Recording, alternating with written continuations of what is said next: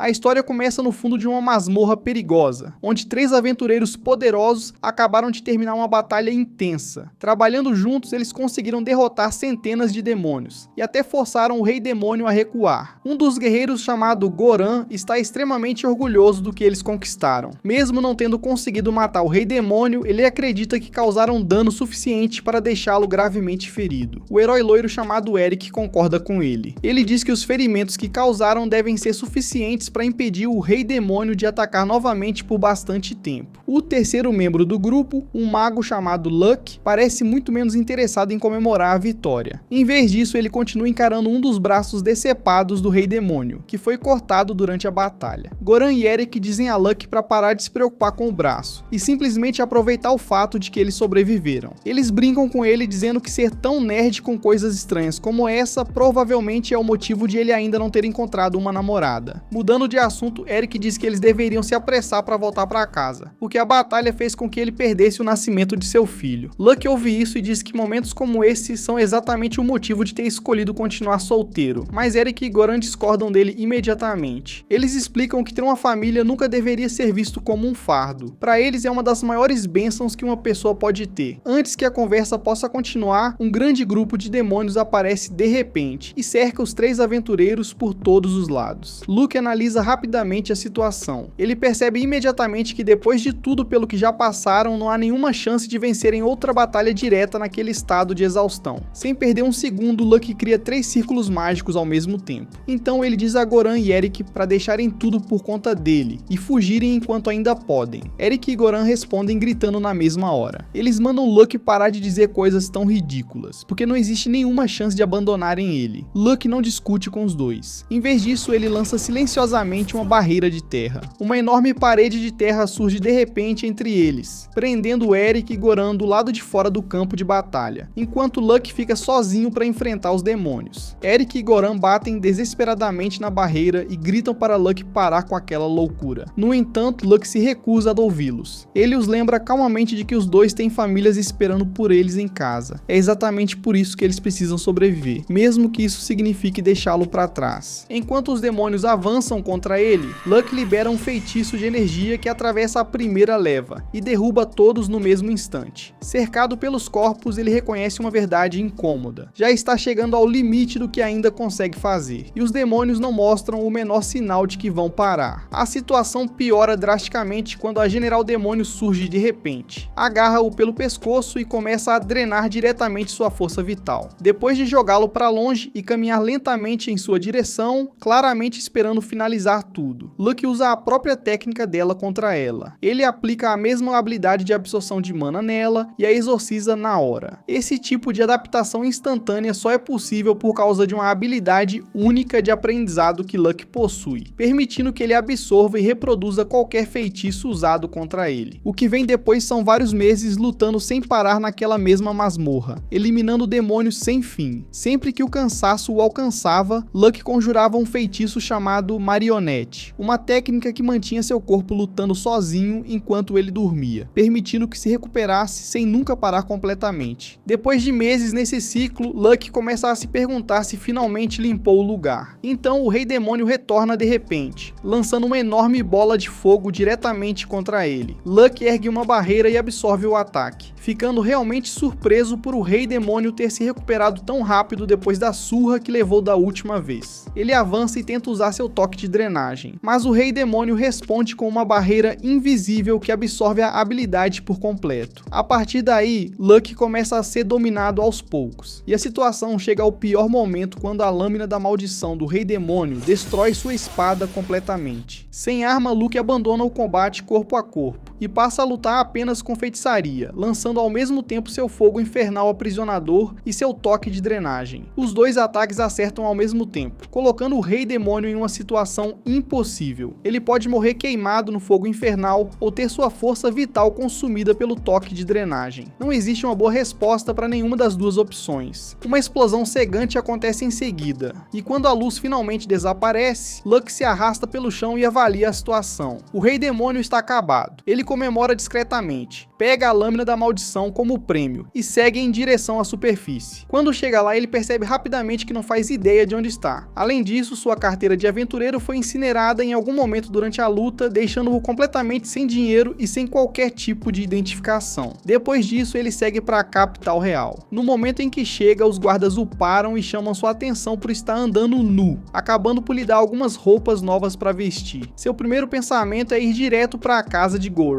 Quando chega lá, ele fica chocado com o tamanho enorme da mansão. Ele pede imediatamente para ver Goran, mas o mordomo recusa, achando que Luck é apenas mais um fã tentando encontrá-lo. Depois disso, Luck decide ir até a guilda dos aventureiros para emitir sua carteira de guilda novamente. No caminho, porém, ele percebe uma estátua de pedra no meio da cidade que não estava ali antes. Ele pergunta a um homem que passa por perto sobre ela, e o homem fica chocado por Luck não reconhecer quem é. Ele explica que a estátua é de São Luke, o famoso herói que lutou na masmorra para impedir os demônios durante uma década inteira. Luck percebe de repente que a estátua é dele, e que todos devem ter presumido que ele morreu na masmorra, por isso a construíram em sua homenagem. Ele também fica surpreso ao descobrir que passou 10 anos lutando lá sem sequer perceber. Depois disso, ele finalmente vai até a guilda dos aventureiros, onde Goran o reconhece imediatamente. Goran o leva para uma sala nos fundos e o abraça, chorando de alegria e dizendo o quanto está feliz por ele ter voltado vivo. Luck então começa a devorar vários bolos, já que fazia muito tempo que não comia comida de verdade. Eventualmente, Goran tira os bolos dele, insistindo que ele precisa comer mingau de arroz para manter uma dieta equilibrada. Eric então chega todo elegante, carregando um mingau de arroz pessoalmente, e diz a Luck o quanto está feliz em vê-lo novamente. Luck apenas manda ele se acalmar, dizendo que não gosta da visão de um homem adulto chorando. Deixando isso de lado, Eric aponta que tanto ele quanto Goran envelheceram visivelmente, enquanto Luck, estranhamente, parece mais jovem do que antes. Luck olha seu reflexo e percebe que é verdade. Ele realmente ficou mais jovem. Ele imagina que isso deve ser resultado de ter absorvido a força vital do Rei Demônio depois de derrotá-lo. Goran e Eric ficam completamente sem palavras no momento em que descobrem que Luck realmente derrotou o Rei Demônio. Eric explica que o reino estava ocupado preparando seu exército caso o Rei Demônio retornasse algum dia. Mas como Luck já o derrotou, agora está claro que ele merece algum tipo de recompensa. O que mais pega Luck de surpresa é o momento em que Goran se refere a ele como Vossa Majestade. Goran explica que Eric se tornou rei depois que o rei anterior decidiu que ele merecia o trono, já que Eric era um nobre que participou da expulsão do Rei Demônio. Por também ter participado daquele mesmo esforço, Goran acabou sendo nomeado grão-mestre da Guilda dos Aventureiros. Além disso, Luck também descobre que Eric lhe concedeu um título de nobreza pela parte que desempenhou ao expulsar o Rei Demônio. Foi por isso que a estátua foi construída, já que todos acreditavam que ele tinha morrido em serviço. Ao ouvir isso, Luck começa a se perguntar se estar vivo agora talvez possa causar problemas, já que o reino inteiro acredita que ele está morto. Goran e Eric entendem o ponto dele, então Luck decide de deixar o mundo continuar acreditando que São Luck está morto, enquanto ele recomeça do zero como um aventureiro comum. Goran se pergunta se isso não seria entediante demais para alguém do nível dele, considerando que ele é um feiticeiro de rank esse, mas Luck diz que ficará tudo bem, já que sempre gostou de uma boa aventura. Goran não demora muito para conseguir uma nova carteira de aventureiro para ele, desta vez sob o nome de Locke em vez de Luck. Seus verdadeiros atributos também ficam escondidos na carteira, então para qualquer pessoa que olhar, ele parecerá ser apenas um aventureiro comum de rank F. No dia seguinte, enquanto Locke segue em direção à guilda, uma garota loira o vê de longe e o observa com curiosidade silenciosa, perguntando-se quem ele é. Locke chega à guilda pouco depois e é apresentado à recepcionista, Aroni. Ele diz que gostaria de aceitar uma missão de extermínio de goblins, mas ela o aconselha a não fazer isso, achando que ele é apenas um novato inexperiente, que provavelmente acabará morto. Nesse momento, um grupo de aventureiros chama por ele, sugerindo que façam a missão juntos. Aroni gosta da ideia e rapidamente dá sua aprovação. Lá fora, os dois aventureiros se apresentam como Ario e Ginny. Ario é um mago, enquanto Ginny é uma arqueira. Locke se apresenta apenas como guerreiro, e com isso resolvido, os três partem em direção ao esconderijo dos goblins. No caminho, Locke percebe que Ginny é uma exploradora realmente habilidosa. Ela permanece próxima da trilha e consegue interpretá-la com um instinto afiado, percebendo rapidamente detalhes que outros poderiam deixar passar. Por isso, ela não parece alguém que realmente pertence ao rank F. Mesmo assim, Ginny parece ter subestimado quantos goblins eles estão enfrentando, já que nenhum dos dois percebe um conjunto de pegadas camufladas. Goblins não são inteligentes o bastante para esconder seus próprios rastros, o que significa que outros outra coisa, algo mais inteligente, provavelmente está guiando eles. Loki pensa por um momento em avisar os outros dois, mas decide não fazer isso. Como ele está basicamente treinando os dois, quer que aprendam com os próprios erros e cresçam com a experiência. Eles finalmente chegam à entrada da caverna dos Goblins, e depois de explorar a área por um tempo, Loki se oferece para liderar enquanto Arya e Jeanne fornecem cobertura de longe. Trabalhando juntos, o grupo consegue derrotar mais de 30 Goblins, embora o esforço esteja claramente começando a desgastar Arya e Jeanne, já que ambos estão ficando sem mana e flechas. Percebendo isso, Arya sugere que eles recuem, e Loki concorda que é a decisão certa. Mas nesse instante, um rugido profundo ecoa pela caverna. O Lord Goblin despertou.